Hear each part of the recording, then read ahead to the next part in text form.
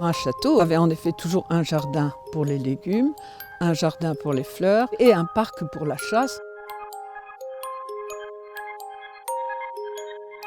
À la Renaissance, les jardins sortent des châteaux et ça, au point de départ, c'est sous l'influence italienne.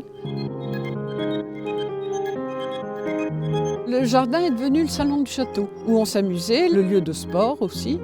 Ils jouaient des tours aux gens en faisant déclencher des jets d'eau sur les gens à leur passage, parce que c'était rigolo de voir quelqu'un tremper. Et ça, c'était un jeu plus intellectuel, c'était de donner des formes tarabiscotées aux plantes. Et c'est typique de la Renaissance.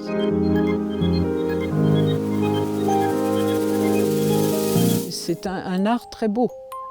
Et vous voyez, traiter en cloître ces tilleuls, c'est inhabituel aussi. Vous voyez ce chandelier, comme il croule de pommes. Et là, une forme qu'on voit rarement, mais qui est très belle, c'est un pommier en éventail. Et c'est formidable pour la production de fruits. Il y a des quantités de fruits chaque année. C'est la forme qui donne beaucoup de fruits, parce qu'il n'y a pas de feuilles qui protègent contre la lumière.